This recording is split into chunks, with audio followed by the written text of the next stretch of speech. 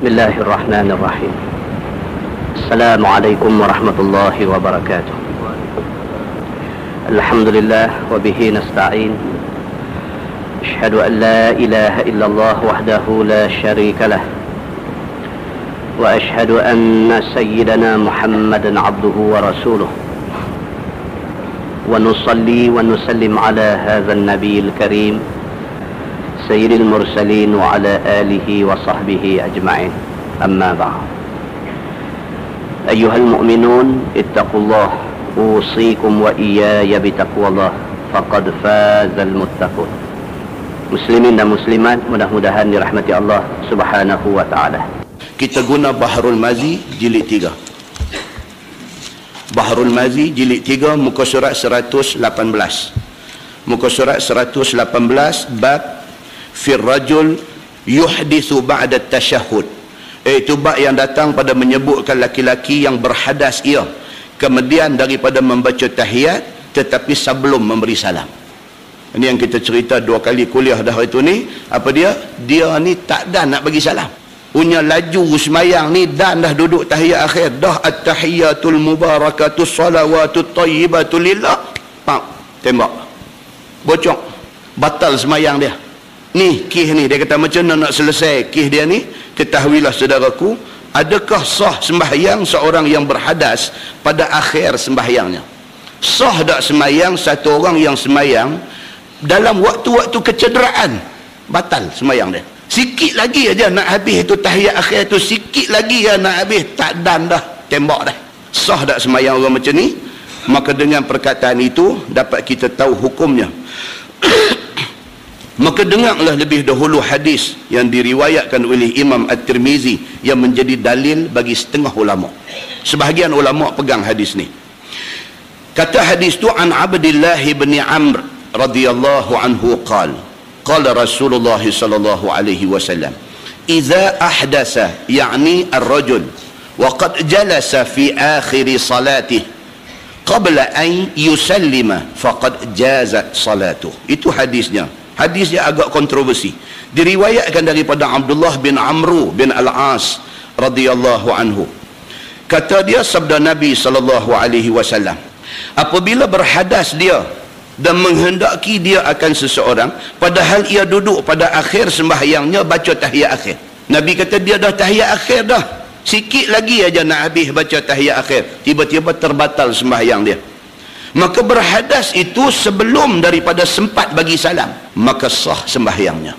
Ini hadisnya. Dia kata maka sah sembahyang dia. Tak ada nak bagi salam, terkentut, sah sembahyang. Dia kata, kata At-Tirmizi, ini hadis isnadnya tidak begitu kuat. Maknanya apa? Ini hadis dhaif. Jadi bila kata hadis dhaif, dia tak boleh buat hujah. Maka kerana tu Imam Syafi'i dia tak pakai hadis ni. Imam Syafi'i kata kalau terkentut batal, habis. Pergi ambil semayang lain, semayang lain. Pasal apa? Pasal hadis ini isnadnya, dari segi sanadnya, dari segi rawinya tidak cukup kuat. Baik, kata dia, dan kata Ibnul Arabi, ini hadis dhaif. Dia kata, itu sebab kita kena tahu status hadis. Kita nak bertengkar dengan orang, nak tumbuk meja, nak tendang bangku apa pun, kita kena tahu dulu hadis yang kita guna buat berhujah itu status dia apa.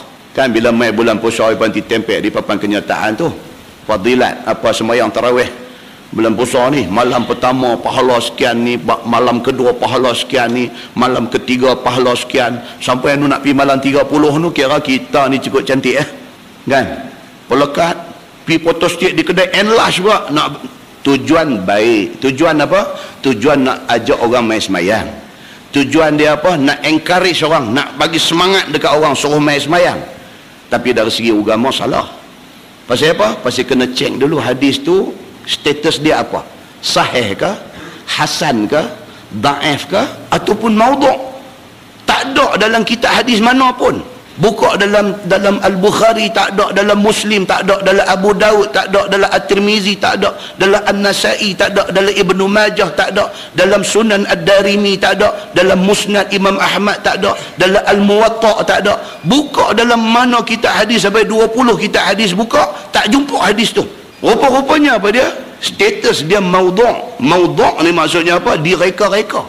Niat kawan yang reka tu baik. Niat dia apa? Nak tarik orang main semayang tarawih. tetapi menipu itu kesalahan besar di sisi Allah. Tipu orang walaupun untuk tujuan baik, tipu itu salah. Sampai Nabi bagi amaran, Nabi kata, man kadzaba alayya muta'ammidan falyatabawa maq'adahu minan nar. Siapa yang bohong orang dengan sengaja, dia tahu tu hadis tu maudhu', itu tipu punya, bukan hadis, tak ada dalam kitab hadis mana pun. Dia tahu tapi dia boh juga dengan niat nak tipu orang, nak suruh orang main. Nabi kata falyatabawa maq'adahu minan nar. Dia boleh siap dah tempat dia di neraka. Boleh siap dah. Maknanya apa? Hang akan pergi sana. Itu sebab dalam disiplin ilmu dia tak boleh macam tu. Jadi kalau nak berhujah, kalau nak bertengkar, kalau nak apa, kita kena tahu sandaran kita itu, nas itu kuat ataupun tidak. Maka hadis yang kita baca tadi yang kata orang ni semayang dah sampai dah tahiyat akhir, sikit lagi nak habis tahiyat akhir, tak ada nak bagi salam, dia kentut. Misalnya sembahyang dia tidak batal kata hadis ni. Kita pun terkejut, cek balik, hadis ini daif. Bila daif, tolak pergi tepi. Kira apa? Kira batal. Dia kata macam tu. Baik, berhadas dahulu sebelum daripada salam, apa hukumnya? Dia kata, kalau berlaku kih macam ni, apa hukum dia? Dan sesungguhnya telah berjalan setengah daripada ahlul ilmi kepada hadis yang masalah itu tadi. Berkata mereka itu, apabila duduk ia sekadar lama membaca tahiyat, tiba-tiba berhadas dia seperti terkentut ataupun terkencing ataupun lainnya sebelum dia bagi salam. Kan bila dia main umur ni duk meningkat, duk tua ni, kita punya sistem break kita semua dah habis dah. Kan? Kita beli kereta 5 tahun ya. Dalam tempoh duk bayar loan tu okey. Pasal apa? Pasal duit duk bayar loan. Bila habis 5 tahun, kita pun lega lah, tak bayar loan lah. Duk bayar sebulan 1,000, sebulan 2,000 ni alhamdulillah boleh simpan. Tak boleh simpan tuan-tuan. Habis 5 tahun drive shaft kacau. Habis 5 tahun kompresor aircon kacau. Habis 5 tahun dia main saja macam-macam. Jadi duit duk bayar loan tu pergi bayar perbaik kereta pula lah. Pasal apa? Dia 5 tahun tu memang main dah lah. Macam-macam. Manusia pun serupa lah. Dia main umur 40 lebih saja dia start. Dia main 50, dia main 60, sistem brake, sistem injap, sistem semua kacau habis. Bersin pun keluar habis lah. Batal. Dulu bersin sampai terpelanting sepek mata pun okey lagi. Dulu, itu cerita dulu. Ni cerita lah ni. Cerita lah ni, batuk sikit pun, batal dah. Pasal apa? Sistem dah kacau. Baik, bila berlaku kes macam ni, tak ada nak bagi salam, dia kata berlaku benda ni. Terkentut ataupun terkencing atau whatever. Dia kata, maka apa jadi kepada dia ni? Maka sesungguhnya sempurna oleh sembahyang itu, yakni sah ya. Ini kata setengah pendapat. Dan dengan dialah berkata Imam Abu Hanifah. Imam Hanafi, dia pegang kepada hadis ni. Sedangkan hadis ni hadis daif. Tuan-tuan kena ingat, Imam Mazhab. Wujud Imam Mazhab ni sebelum wujudnya Imam Hadis. Imam Abu Hanifah dia mazhab paling senior. Lepas Imam Malik. Imam Malik dah main ilmu hadis. Itu sebab Imam Malik tulis kitab Al-Muwatta. Kitab Al-Muwatta tu kitab hadis. Dia main Imam Syafi'i, sudah ada ilmu hadis ni, sudah jadi satu ilmu yang kuat, dibicarakan, dibahaskan sana sini. Dan Imam Syafi'i sendiri dia Imam Ahmad bin Hanbal anak murid dia. Tetapi Imam Syafi'i dalam ilmu hadis belajar dekat Ahmad bin Hanbal balik. Pasal apa? Pasal Ahmad bin Hanbal bidang kemahiran dia, bidang kepakaran dia ialah hadis. Imam Ahmad bin Hanbal. Bila mai zaman Imam Ahmad bin Hanbal ni, barulah duk start ni. Imam Bukhari baru start, Imam Muslim baru start, imam hadis ni baru start. Zaman itulah baru hadis ni diklasify, dijadikan hadis ini sahih, hadis ini hasan, hadis ini dhaif. Kemudian dia ada pula hasan li zati, hasan li ghairi. Ilmu mengklasify hadis ini berlaku selepas daripada zaman mazhab 4 ni. Jadi zaman Imam Abu Hanifah dia pegang hadis ni, sedangkan pada masa itu menentukan status hadis dia belum cukup rancak lagi. Maka tak boleh salahkan dia. Setakat yang ilmu dia ada pada masa tu, dia kata hadis ni okey, kita boleh guna buat pakai. Maka Imam Abu Hanifah berpendapat kata kalau orang tu semayang tak dan bagi salam terbatal, semayang dia kira sah. Pasal apa? Pasal hadis ni, dia kata. Kemudiannya apabila disiasat balik, didapati hadis ini dhaif. Begitu keadaan dia. Dan kata setengah daripada ahlul ilmi, apabila berhadas seseorang itu sebelum dia membaca tahiyat dan sebelum dia memberi salam, nescaya mengulang dia akan sembahyang dia. Kalau tak ada apa, bangkit daripada sujud nak duduk masa tahiyat akhir tu, duduk batal terus. Itu cerita tak boleh nak kata apalah. Hang pergi ambil ayat sembahyang lain. Itu dia kata. Dan ialah perkataan Imam Asy-Syafi'i. Imam Syafi'i pegang yang tu. Imam Syafi'i memang dalam mazhab Syafi'i dia agak rigid. Dia apa pun pergi buat lain. Senang macam tu. Imam Syafi'i dia very rigid dia. Baik. Dan kata Imam Ahmad bin Hanbal, apabila tiada membaca tetapi segera memberi salam, sah sembahyangnya. Imam Hanbali pula dia kata begitu pula. Bangkit daripada sujud untuk nak duduk tahiyat akhir. Kalau dah tak boleh tahan dah, perut ni kacau betul, dia kata tak payah baca tahiyat, terus bagi salam. Salam ni mesti, tahiyat tak baca tak apa, dia kata. Pasal apa? Kerana sabda Nabi SAW, wa tahlilu hat taslim. Kerana ada dalam hadis Nabi SAW kata apa? Salam itu menghalalkan dia. Tahlil ni macam orang pergi Mekah dia tahallul. Tahallul tu maksud dia apa tuan? Dia menghalalkan kita buat benda-benda yang tadinya masa ihram haram, tak bagi buat. Bila kita tahallul, kita dihalalkan buat benda yang tadinya tak boleh. Maka dalam hadis ni dia kata wa tahlilu hat taslim. Dan salam itu menghalalkan dia untuk buat benda-benda yang tadinya tak boleh buat masa sembahyang. Oleh kerana ada hadis tu, maka Imam Ahmad bin Hanbal pegang hadis tu. Dia kata bagi orang yang mengalami masalah kacau dalam perut ni, dia bangkit daripada sujud nak duduk tahiyat akhir tu, kalau nampak macam tak boleh dah, tak usah baca terus tahiyat, terus assalamualaikum warahmatullahi, assalamualaikum warahmatullahi, sembahyang dia sah, kata Imam Ahmad bin Hanbal. Tapi Imam Syafi'i kata apa? Tak boleh, kena baca juga tahiyat tu sampai habis, sampai tempat yang wajib dia ni, sampai wa ala ali Muhammad, lepas tu baru bagi salam, barulah sembahyang itu sah. Itu pendapat Imam Syafi'i. Baik, dan tahlil sembahyang itu ialah salam, dia kata. Maka membaca tahiyat itu lebih mudah dan lebih lagi tiada salahnya daripada meninggalkan salam. Ini pendapat Imam Ahmad bin Hanbal. Tak baca tahiyat tu okey, tak salah, dia kata. Tapi kalau tak bagi salam, itu salah, dia kata. Pasal apa? Salam tu menentukan perangan kita keluar daripada sembahyang. Border dia di situ. Sebelum border dia, hang nak buat apa pun tak boleh. Bagi salam, baru hang lepas daripada kongkongan peraturan di dalam sembahyang, dia kata.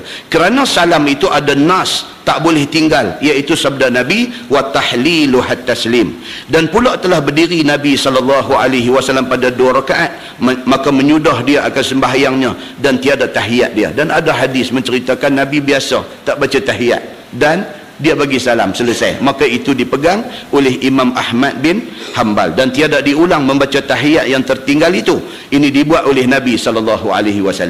Tu dia. Bila kita baca ni, baru nampak tu dia punya ilmu ni, perbahasan dia macam tu di kalangan ulama-ulama besar. Jadi kalau kita tak mau serabut kepala, kita terus pegang Imam Syafi'i saja, selesai. Jadi macam mana? Kalau tak dan cerita dia ambil sembahyang yang lain, bantu ya. Tak ada setengah orang dia kata, ustaz duk baca lah pendapat hak lain-lain tu, habang Imam Syafi'i sudah. Boleh juga kalau nak buat lagi tu. Tapi dari segi pengkayaan ilmu, kita ada baiknya kita tahu, Imam Abu Hanifah kata macam ni, pasal hadis macam ni. Imam Ahmad bin Hanbal kata macam ni, pasal hadis macam ni. Tapi Imam Syafi'i ambil stand ni. Kita tahu tu, lebih luas lagi pengetahuan kita. Baik. Kemudian tajuk baru, bab idza kana al-matar fassalah fi rihal. Itu bab yang datang pada menyatakan hadis apabila berlaku hujan, semayang di rumah. Lagu tu pula. Dia kata kalau hujan, alhamdulillah, jemaat pun tak payah pergi, pakai angkat tangan kat depan kot tingkap ya. Aku di rumah Zohor hari ni. Ini pula tajuk dia. Tengok dia nak kata apa. Ketahuilah saudaraku, harus seseorang itu sembahyang di rumah dan meninggalkan hadir daripada berjamaah apabila turun hujan. Maka hadis yang dikeluarkan oleh Imam At-Tirmizi ini, setengah daripada yang menunjukkan atas harusnya. Ini hadis lagi ini nak cerita kata boleh buat lagu tu. Hadis dia an Jabir radhiyallahu anhu qala kunna ma'an Nabi sallallahu alaihi wasallam fi safar fa asabana matar. Diriwayatkan daripada Jabir radhiyallahu anhu, kata dia adalah kami sama-sama dengan Nabi sallallahu alaihi wasallam di dalam satu musafir. Sahabat ni dia bila dapat peluang ikut Nabi dalam musafir, itu peluang mereka belajar banyak. Because apa? Bila dalam musafir ni dia macam-macam benda boleh jadi. Kan macam satu sahabat tanya baru ni, dia kata, ustaz, kita kalau dalam musafir, bolehkah kita buat sembahyang witir ke, sembahyang duha ke, boleh ke tak? Itu pun satu persoalan. Pasal apa? Pasal bila kita musafir, kita disunatkan untuk buat sembahyang jamak kasar. Jadi logik kita fikir logik. Kalau dibenarkan, kita bukan dibenarkan saja, disunatkan pula lagi. Kalau kita disunatkan untuk buat jamak kasar, itu yang kita pergi buat sembahyang sunat, takkan nampak macam kontradiks. Tujuan jamak kasar ni nak bagi kemudahan kepada kita yang musafir. Itu kita pergi cari penyakit pula dia buat sembahyang sunat. Logik kita fikir macam tu. Tapi bila kita buka-buka hadis, Nabi dalam musafir pun Nabi tak tinggal witir. Jadi logik kita rupanya dia bercanggah dengan hadis yang tertera di dalam hadis itu sudah bercanggah. Jadi apabila dia berlaku pertembungan di antara logik kita dengan nas yang ada, menang yang mana? Menang nas. Jadi kalau orang kata boleh tak boleh Ustaz, kalau kita musafir, kita pergi Kuala Lumpur, kita duduk hotel ke apa semua, dalam tempoh kita duduk tu walaupun tak ada susah apa, duduk hotel pancung duduk ada, bila masa nak ambil ayat semayang boleh, tapi kita buat jamak kasar, boleh tak boleh? Bukan setakat boleh, bahkan sunat. Pasal apa? Pasal Nabi suruh kita jamak kasar ketika musafir.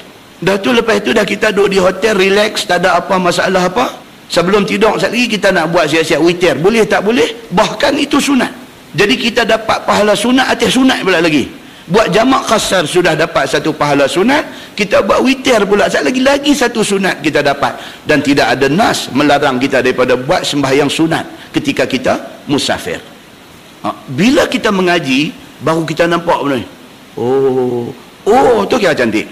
Tu kira cantik. Kita dapat lagi satu pertambahan ilmu dekat kita. Maka mengenai akan kamu oleh hujan. Ni orang yang musafir ni tiba-tiba sahabat ni kata apa? Kami ikut Nabi dalam satu musafir, maka mengenai akan kami oleh hujan. Tiba-tiba dalam musafir kami tu hujan berlaku. Dia main hujan lebat. Maka sudahlah kami dapat susah nak berimpun, nak berjemaah oleh kerana basah dan lecah-lecah tanah itu. Bila dia main hujan ni masyaqqah. Arab dia kata masyaqqah. Masyaqqah ni maksudnya jadi satu payah lah. Jadi satu payah lah bila hujan dia lecah, bila lecah cerita nak pergi semayang, nak pergi, dia jadi satu susah lah. Apabila dilihat oleh Nabi SAW akan yang demikian itu, maka sabda Nabi, faqala Nabi SAW, man sya'a falyusalli fi rahlih. Nabi kata begitu.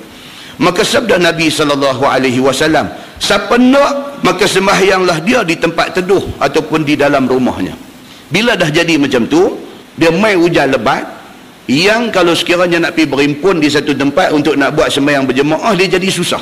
Bila susah macam tu, Nabi terus kata apa? Nabi kata, man sya'a, siapa mau, siapa nak, falyusalli fi rahlih. Dia boleh sembahyang di kenderaan dia. Dia boleh sembahyang di mana-mana pondok kalau dia buat pondok. Dia boleh sembahyang di kemah kalau dia buat kemah. Tak payah main berimpun sembahyang berjemaah di satu tempat. Islam satu agama yang tak bagi susah ke kita. Tu aja cerita dia. Dia nak abang kata Islam ni bukan agama yang nak menyusahkan kita. Satu orang aksiden, tangan semen. Semayang kena semayang tak? Kena. Semayang kena semayang. Tak boleh ada orang dia bila kena tu dia tak semayang. Dia kata pula, Tuhan bukan tak tahu kata aku sakit. Kan? Tuhan bukan tak tahu kata aku sakit. Dia kata, sakit ni pun Tuhan yang bagi mereka duk bercarah pandai pula atas katil hospital tu. Dah sakit-sakit, semayang kena semayang. Takat mana kita boleh lah. Islam dia bukan nak pelekoh kita, nak suruh kita buat sampai benda tak boleh pun dia suruh buat. Dia suruh buat benda kita boleh buat. Memang boleh pun. Baik, nak ambil ayat semayang macam mana? Ambil ayat semayang macam biasa. Habis tu anggota berwuduk simen macam mana? Dia sapu ayak di atas simen tu. Cukup. Ada 3 pendapat dalam mazhab Syafi'i. Ada 3 pendapat. Satu pendapat dia kata apa? Bila sampai tempat simen tu, break dulu. Pi tayamum dulu. Ambil ayat semayang, basuh tangan, berkumuk, basuh muka, apa semua. Mai tang tu, berhenti sat, pi tayamum dulu. Tepuk debu, muka dengan tangan. Selagi continue balik basuh kepala, basuh kaki. Satu pendapat. Satu lagi pendapat, dia kata apa? Ambil ayat semayang dulu. Tang mana tempat bersemen, sapu ngayang dulu ke atas semen tu, sampai habis basuh kaki, lepas tu baru pi tayamum. Itu satu pendapat. Juga pendapat Imam Syafi'i. Dia main pendapat yang ketiga, dia kata apa? Tang mana semen tu pakai sapu ayang ke atas aja cukup. Pergi semayang. Bila ada 3 pendapat, atas kita lah nak pilih hak mana satu. Pilih hak mudah.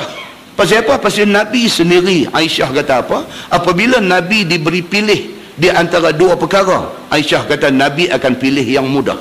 Tapi masyarakat kita hari ni ada pula satu pendapat. Dia kata, mereka ni kira nak bagi mudah ya.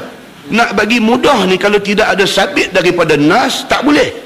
Tapi bila ada nas, memang boleh. Kita jangan dah ada nas memberi kemudahan, kita nak pergi rengkuh buat hak susah. nak tunjuk kata kita ni Superman. Tak boleh macam tu. Islam tak suruh memang macam tu. Last sekali kawan sakit kata apa? Dia kata payah-payah aku tak mayang so. Dia dah memang sakit, nama apa sakit, duk pun di rumah sakit kan. Dalam sakit tu mai duk abang kat dia pula, tadi hang kena tayamum ni lah, ayat semayang ambil juga, lepas tu tayamum pula kuat atas. Ya tak apa, nanti baik tu saya bilang, semen tu sebulan baru buka, sebulan baru nak buka semen tu, sebulan tak semayang, muka pergi jadi kemasan macam apa. Orang tak semayang ni muka dia hilang cahaya. Pasal apa kita pergi ambil pilihan yang susah nak bagi ke orang yang dah susah kerana sakit? Tuan-tuan boleh rujuk di dalam tafsir Ayatul Ahkam Muhammad Ali As-Sabuni, di dalam cerita pasal kita sebut 3 pilihan tadi ni, ada di dalam tafsir Ayatul Ahkam yang ditulis oleh Muhammad Ali As-Sabuni. Dia cerita tentang option yang dia bagi kih orang-orang yang cedera di kawasan yang berwuduk ni. Nah, muslimin dan muslimat yang dirahmati Allah sekalian. Balik kepada hadis ni. Nabi SAW kata apa? Siapa nak semayang dalam tempat dia, dalam kemah dia boleh. Nabi kata, man sya'a. Siapa mau, dia boleh semayang dalam kemah. Siapa berasa nak keluar main semayang di tempat jemaah pun tak apa. Terpulang. Hampa pilih hak mana mudah bagi hampa. Maka sabda Nabi SAW, barang siapa berkehendak, maka sembahyanglah ia di tempat teduh ataupun di rumahnya. Dan pada satu riwayat di dalam Bukhari dan Muslim, ada lagi satu riwayat di dalam Bukhari Muslim, dia kata apa? Ani bin Umar anna Rasulullah sallallahu alaihi wasallam kana ya'murul muazzin idza kanat lailatun baridah aw zatu matarin fi safar an yaqula ala sallu fi rihalikum. Diriwayatkan dalam Sahih Bukhari daripada Ibni Umar radhiyallahu anhuma bahwasanya Nabi sallallahu alaihi wasallam adalah ia suruh tukang bang apabila ada ia malam yang sejuk ataupun malam yang ada hujan ketika musafir, bahawa berseru dia di dalam bangnya, semayanglah kamu di tempat berteduh kamu ataupun di rumah kamu. Dia ada hadis ni, kalau tuan-tuan rujuk dalam Sahih Bukhari, dia ada hadis ni. Hadis apa? Hadis muazzin tengah duk bang. Muazzin tengah duk bang, Nabi interrupt bang dia. Nabi interrupt, Nabi celah masuk dalam bang dia tu. Nabi kata kat dia, ni habang kat depa, kata semayang di kemah masing-masing. Padahal dia tengah bang. Maka hadis ni menjadi dalil bagi sebahagian ulama mengatakan tidak salah bercakap ketika azan. Adapun hak orang pergi duk photostat, duk enlarge, duk pelekat di dinding masjid surau tu, kata siapa bercakap waktu azan disusahkan azab dalam kubur dia, itu adalah maudhu', adalah hadis palsu yang direka-reka. Ada orang ni photostat besar buah di dinding tu, dia tak cek dah hadis tu betul ke tak betul. Pasal apa? Pasal dia bercanggah dengan hadis sahih riwayat Al-Bukhari. Yang hadis sahih tu Nabi sendiri interrupt orang duk bang. Bukan setakat Nabi bercakap waktu dia bang, Nabi interrupt masuk, Nabi suruh pula selit masuk pengumuman ni. Siapa yang duk ada ni semayang dalam rihal, di dalam kemah, di dalam apa masing-masing. Saya pernah buat benda ni di masjid Bandar Darul Aman, Jitra. Pasal dia masjid dia tak jauh. Jadi kita tengah duk mengajar bang, kita ni bila duk mengajar, bila dengar bang kita nak berhenti tunggu bagi habis bang tu, kita punya momentum lari ya. Habis bang nak sambung balik tak syok dah. Macam kita tengah mengasihi orang mai. Kita bagi kena cabai Melaka peluh duk keluar mercik ting tong bunyi. Tak keluar tetamu. Keluar sekali aku tak sambung dah nasi ni malam ni pula lah. Dia kacau tu, kacau. Okey, so saya continue lah mengajar. Bila saya continue mengajar, nampaklah riak muka jemaah ni macam dia ni leceh, orang duk bang, dia duk mengajar juga ni apa ustaz apa dia ni. Jadi nampak, kita ada nampak di muka kawan duk dengar kuliah ni macam rimat.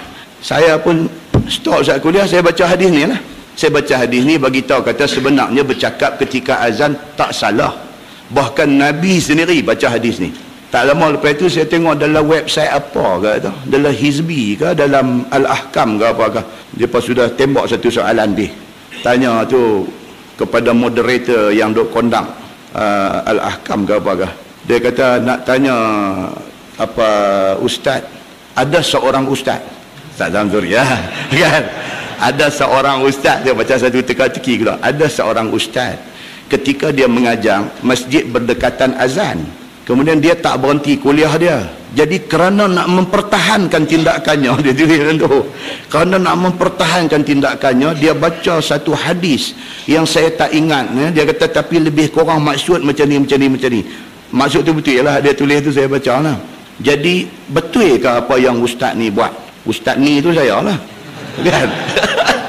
Jadi saya pun nak tengok apa yang ustaz moderator tu jawab. Oh cantik, dia memang dia tahu benda ni lah. So dia jawab, dia kata apa yang ustaz tu buat betul. Dia kata pasal dia buat reference hadis Bukhari, siap dengan dia bagi jilid bilangan yang keberapa hadis apa semua, memang boleh, dia kata. Saya pun lega, aku tidak, kan? Orang nak hukum kita ni ramai, duk tunggu nak kapak atas kepala, duk tunggu nak tibai dengan batang nyok kat atas belakang ni, cukup ramai duk tunggu. Jadi minta pergi silap silap dia main steamroll gelek. Kan? Jadi alhamdulillah. Jadi ustaz tu jawab lagu tu, jawapan dia pun bertepatan dengan ilmu. Itu bukan mudah tuan-tuan. Bila nak bercakap ni dia susah juga. Dia nak kena ada sikit preparation apa semua kan. Kadang-kadang dia slip juga, kita punya tang ni slip. Macam kuliah bulan lepas saya ada tersilap tang ujung tu. Saya hantar SMS balik kat kawan-kawan ada rakam ni, tang ujung kan. Satu sahabat beritahu kat saya lepas tu, dia tahu ustaz tadi tu betul memang saya slip lah. Apa dia cerita pasal tawaf ni. Ada kuliah yang baru lepas kita beritahu di antara sunnah ketika tawaf ni ada dua. Satu apa dia? Ramal, berlari-lari anak. Berlari-lari anak ni dalam 3 pusingan. Yang pertama, tawaf, bagi tawaf yang diiringi dengan sa'i. Macam kita pi buat tawaf haji tamattu' ke, ataupun kita pi buat umrah sunat ke apa ke semua, lepas kita tawaf kita nak pi sa'i. Tawaf yang nak diiringi dengan sa'i tu, the first 3 round tu sunat kita ramal, kita berlari anak sikit. Saya pergi habang terbalik ke apa hari tu ni, saya kata macam mana kata tahu, saya pun slip masa tu kan. Manusia kita kadang-kadang slip. Kemudian lagi satu masalah itibak ni, buka bau ni. Buka bau tu pada 3 round yang pertama, the first 3 round kita buka. Pasal apa? Pasal Nabi buat macam tu. Bila masuk round yang keempat tu, Nabi tutup semua bau dia, jalan bungkus semua sekali. Saya habang terbalik ke apa tu, itu kau tak silap kan. Jadi alhamdulillah, bila ada orang remind, kita beritahu balik. Kita immediate, kita malam tu juga saya SMS dekat kawan-kawan yang buat rakaman. Pasal apa? Pasal kita ada kapasiti kita sebagai manusia. Benda tu memang kita tahu dah, kita boleh buat, tapi bila habang dia slip, kita mesti buat correction segera. Nah, ini keperluannya. Jangan bila kita tersilap, kita mempertahankan ego kita mengaku kita silap, kita seolah-olah orang yang tak pernah silap. Tak boleh macam tu. Sebab manusia memang dia akan bila-bila sekali dia akan tersilap. Dan yang paling baik ialah bila kita silap, kita buat correction segera. Banyak kita kadang-kadang dalam masyarakat kita ustaz pula kan. Kadang bila kita ustaz, kita jadi orang kata jadi ketului dalam masyarakat.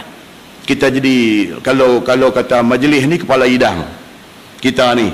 Jadi kita duk buat benda tu sekian lama dah. Tahu later on kita jumpa satu hadis kata rupanya tak betul benda kita duk buat tu. Di situ dia nak test kita. Adakah kita boleh nak stop benda kita duk buat lama dah? Dalam keadaan kita tak tahu tu, dan hari ni kita tahu, kita dah jumpa hadis dia, kita nak stop tak betul itu, kita nak start betul. Adakah kita nak buat macam tu, ataupun kita kalau aku buat tu orang kata aku silap selama ni, macam mana dia ni umur dah 50 dah berotah kita silap. Adakah itu yang menjadi masalah kat kita? Atas kita lah, kita nak pilih macam mana. Bagi saya tak jatuh kita kalau kita betulkan kesilapan, tak jatuh kita. Tapi kalau kita teruskan kesilapan, itu kita punya downfall kita punya tempat jatuh kita di situ. Nah, muslimin dan muslimat yang dirahmati Allah sekalian. Dan kata At-Tirmizi pada bab ini ada riwayat daripada Umar dan Samurah dan Abil Malih dan Abdurrahman bin Samurah. Dan katanya lagi, dan bermula hadis Jabir, ialah hadis yang hasan lagi sahih. Baik, kemudian ini yang kontroversial. Masalah dia kata jemaat dan uzurnya kerana hujan. Tak pi sembahyang jemaah subuh, zuhur, asar, maghrib, isya ni tak pi. Terus saya kata hujan, tak hujan pun tak pi. Kan duk pergi baca tajuk hujan apa, tak hujan duk panas elok-elok pun tak pergi, duk sembahyang dalam rumah. Kita ni juga kata ke orang lain kita ni kan. Jadi ni dia kata jemaat ni kalau dia main hujan lebat, dia kata macam mana. Dan tiada pergi berjemaah, apa hukumnya? Kita tak pi sembahyang jemaat tu. Pasal apa? Pasal hujan ni terlampau lebat, dengan kilat sabung menyabung, dengan keadaan dia sangat berbahaya. Kata At-Tirmizi, dan sesungguhnya telah mengatakan harus tidak pergi jamaah dan tidak pergi Jumaat di dalam hujan dan lecah itu oleh ahlul ilmi. Harus, dia kata. Bukan saat ni pergi kata haram pi pula, itu celaru habis lah. Nak pi, tak ada masalah. Tapi kalau tak pi, atas sebab-sebab yang kukuh. Kita ni satu orang yang macam mana ke Allah dengan hujan ke apa semua, bila main hujan kita tapi tidak jadi kesalahan. Ataupun kalau kita pi masjid, kita nak pi ni, dia keadaan dia memang masyakkah, nak parking nu setengah kilometer, nak berjalan main masjid, benda nak jadi susah, kita miss satu jemaat kerana alasan hujan lebat ini, tidak salah dia nak buat yang tu. Tapi jangan pi pegang yang ni pula, nampak pokok hujan pun tak pi dah. Antara tu lah kita nak kena balance lah, kan? Nampak pokok hujan duk main ni, baru baca baru ni kalau hujan tak payah pi ni kalau kupi pun nak balik tak boleh, dia duduk pi karang kot tu pula. Janganlah, kita ni, kita Allah tahulah kita tara mana niat kita nak ambil kesempatan atas keringanan ni ke ataupun macam mana, itu kita sendiri tanya diri kita. Cuma dari segi ilmunya dia habaq begitu. Dan dengan dialah berkata Imam Ahmad dan Ishaq. Dan kata Imam Nawawi di dalam syarah Muslim, pada hadis dalam masalah itu tadi, dalil atas gugur Jumaat dengan sebab uzur hujan dan seumpamanya. Imam Nawawi mazhab apa? Mazhab Syafi'i. Dia pegang hadis yang kita baca ni, dia pegang sebagai satu nas yang kuat, dia kata, kepada gugur kewajipan pi Jumaat kalau hujan terlalu lebat dan boleh membawa satu susah kepada orang yang pi. Dan ialah mazhab kita, mazhab Syafi'i dan mazhab lain-lainnya, dan daripada Malik rahimahullahu ta'ala menyalahinya, dia kata. Baik, kemudian tajuk ma ja'a fi tasbih fi adbari salah, itu bab yang datang pada menyatakan tasbih yang mengiringi sembahyang. Kita habis sembahyang fardu, kita nak subhanallah 33 kali, alhamdulillah 33